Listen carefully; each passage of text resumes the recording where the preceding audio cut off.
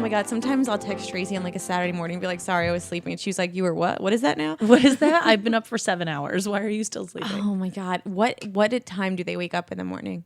My kids are on very strict schedules at home. And people don't really think I'm a strict mom because I like curse in front of them and like let them like wear belly tops once in a while and like play with makeup. So they're like, oh my God, what a shitty mom. My kids are on the strictest schedule. Like 7 o'clock goes off. You have 10 minutes left of your show. We go upstairs and it's bedtime. Like, wow, that's it.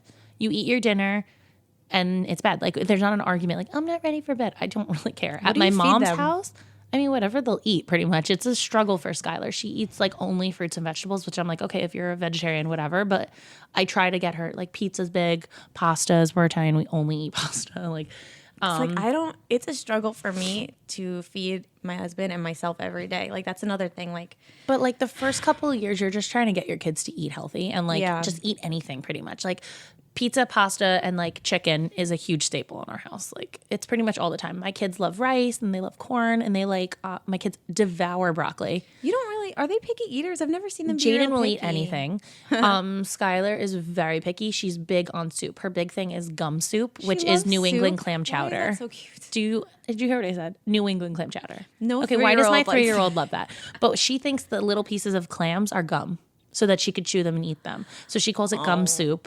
And everywhere we go, she's like, do they have gum soup? But she's big on like chicken noodles. She loves that. She loves the broth. Like Jaden will pretty much eat like anything. She will devour an entire slice of pizza in front of you. And then they always want ice cream. Julian's just starting to eat food now. You didn't breastfeed, right? I didn't because with Skylar, my recovery was hard. Like I had a 3-week recovery time with her because I had an episiotomy.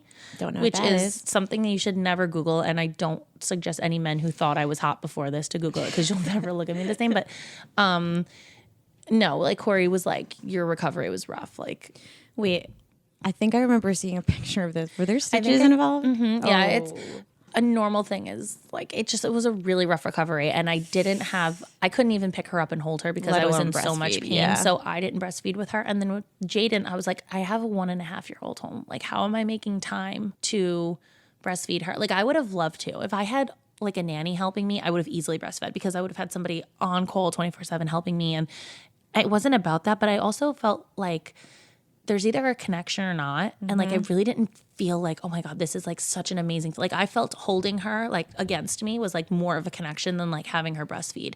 And like just the connection of you feeding your child. And I always like, there's breastfeed shamers who are like, just feed them the bottle because then you know how much they're getting. And then there's formula shamers who are like, breast is best. And then I'm just like, no, fed breast is best. Is best. Oh no, they're hardcore. Oh God, I'm going to hang myself. No, they're hardcore on that. And I get it. Like if you are about that, like that's your way and I support it. But like, Can I just say something? My child is fed. I'm not a mom, but like who gives a fuck what other moms are doing? Shaming. It's huge. Stop it with the mom shaming. Like how do you, especially as a mom, you should know the struggle of being a mom and that it's not easy and you should never judge another mom. It's horrible. I see it all the time. Like I don't even understand the positives, the negatives, the breastfeeding and not breastfeeding, but I see women bash each other all the time for it and I'm so over it. No, it's disgusting. It's because people are doing their best. Like there's every child is different and like every growing up way of like how they live is different and like you just can't judge a mom based on that. Like even moms who like lose their shit and scream at their kids in the grocery store, like you know what they probably went through? Screaming kids on the way here, screaming kids on the way home, and screaming kids until their husband comes home later. So just give them a fucking break and help them out and be like, can I help you with something? Is there anything I can help you with? Like just jump in and offer a hand. And like a mother is so appreciative of that. I was like, gonna say that it sounds like such a little gesture and it's huge. Instead of like looking at me with a side eye and being like, why is she yelling at her child? What a horrible mom. Be can like, I say a great example of this? So Tracy and I were at the diner. Oh my God. After our photo shoot, actually, and Julian was with us. Not the girls, just Jules, and he was in his, what do you call those things that carry things? Car seat. A car seat. The car seat carrier. He was in his mobile car seat, and you know, Tracy, we're trying to get through the diner. All the tables are like smushed together, banging into other people and under other chairs, and we tried to put him in a booth. He didn't fit in the booth. So like inevitably there was nowhere else to put him on the floor. And literally a guy that was like dining came over and was like, oh, let me help you. And he took a table, and separated it. He made our table like a table for 12. Yeah. And he was like, I was like, is this okay? And he was like, do whatever you have to do. You're a mom. I get it. Yes. And I was like, wow, like that just made me feel so much better. Like I was struggling getting, first of all, I'm a mom carrying a baby. You need to put me in the very back of the restaurant, whatever. I'm not even going to go there. But so this man saw us struggling and was like, let me just help you. And like the littlest thing, just putting the table together with our table. Oh, I literally have chills thinking about it right now. It was such a nice moment. And like, cause I was following Tracy and I'm like, oh God, the baby's like knocking into everything. Yeah, like it was hard. Plates are falling on the floor. Like, and this is one child, how difficult it is to get in and out, to get situated. And that's a total stranger, a grown up guy came over and helped us out. And it was awesome. Yeah, it was really nice. It's just like little moments like that that you can just help a mom like going through something, just really just brightens her day and be like, wow, there's like humans out there who get it and like that it's hard. Don't worry, it's gonna work. Everything is gonna like totally work out. And like all moms that are scared, like don't be scared. It's such a gift. And like when those little kids look up at you and they're like, I love you, mommy, nothing else. First of all, the second you give birth to this baby, you're gonna remember nothing of the pain. I have to literally remember telling the story to remember the level of pain that I was in. Wow, I actually remember your pain now that you're bringing it up. Yeah. I know, you're right. You're so right. It goes away because nothing else matters. All of a sudden, like you don't matter. Like no, you shower last, you eat last, you bathe last, you take care of yourself. Like I have 3 nails missing right now. And you know what? I'm still not even thinking like when is my next nail appointment. I'm thinking like I have to remember to get formula and milk at the store later for the kids. Like that's what I think about. And you just literally become last. You're a good mommy. It's just moms in general. It's not me. And you're a good wife. Like you're not just a good mom, you're a good wife. And actually that's a great segue into some of the questions we got. Oh, we got questions from fans of the podcast. Yay. Because listen, I think one of the questions I keep seeing over and over and over, because people want to know, how do you have 3 kids and a life, and especially with your husband, a sex life? So Dre asked the first question, is does sex slow down after having multiple kids? I mean, I don't think it should. I think that's one of the main reasons that couples like grow apart is because sex stops. And I know it's not like the most important thing, but it's super important because that's like your one connection with them. So even though you've got dance class and school and you're dropping off one kid, picking up another, you should find time. I mean, there's times where like he'll text me and he'll be like, hurry home. And I'm just like, I have 3 kids with me. Like there's nothing I could do right now.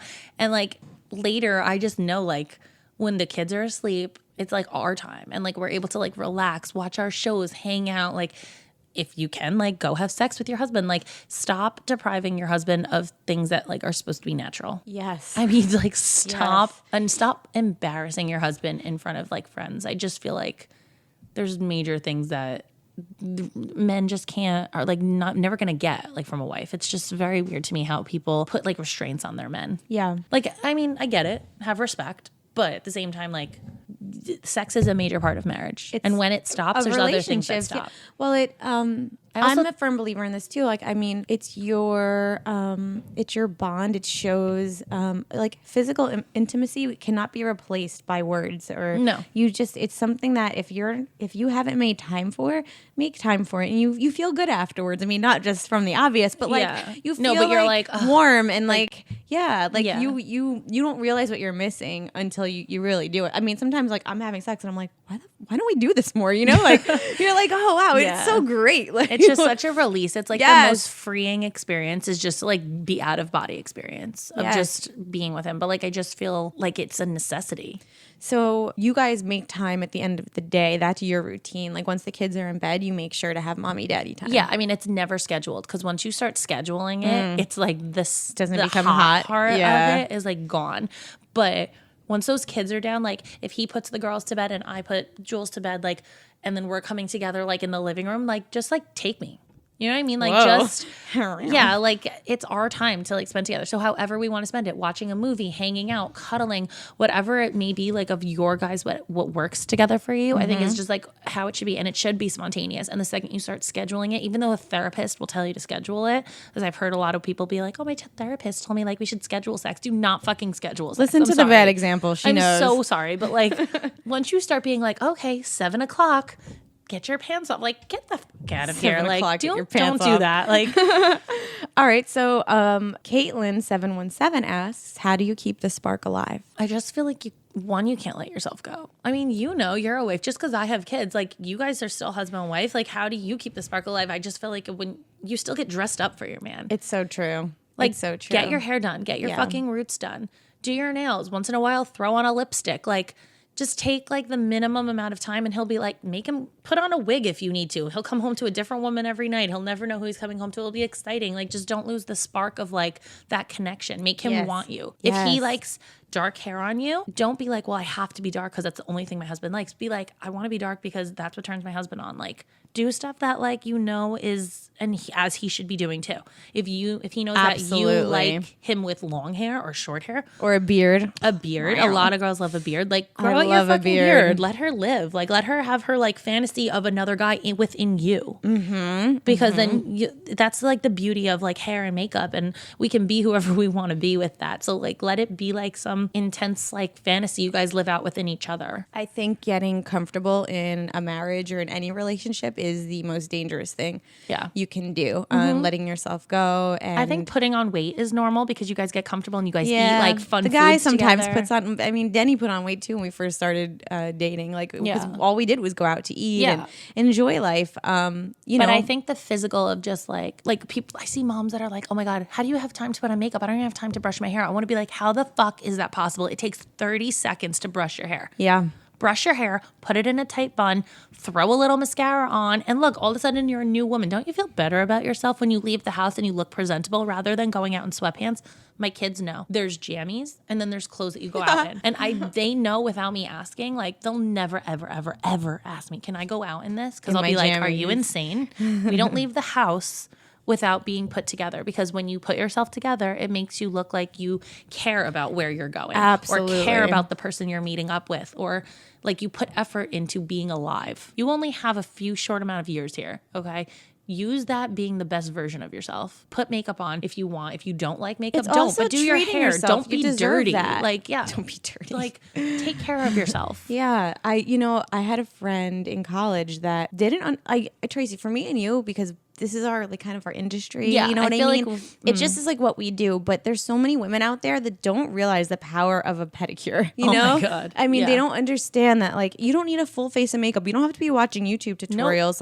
Put a little blush on. Anything. And when you feel better about yourself, your relationships will improve because of it. You know what I mean? Like your confidence, everything. It's like a chain reaction. Absolutely. And I think if you're a new mom, and I'm not a new mom. I know it's hard. I know finding time is hard. But it's so important that you do it, and lean on your friends and family to help you out for this. Like, it's 45 minutes. Someone could take your kid, and you can get a manicure. I mean, that little thing can be game changing. And this is not to please your man. This is to make you feel more confident about yourself, to feel more confident in your relationship, which then in turn is a result of him wanting you more because of the confidence level. Yes. This is not like, let me get my makeup on for my man. First of all, I put makeup on so I could walk past like a store window and be like, damn, look how good her makeup looks. And it's me. Like, I don't put it on for Corey. He would rather me barefaced. That's not the point. Yeah. It's just he sees the effort that I put into going out of the house and looking. That's another thing.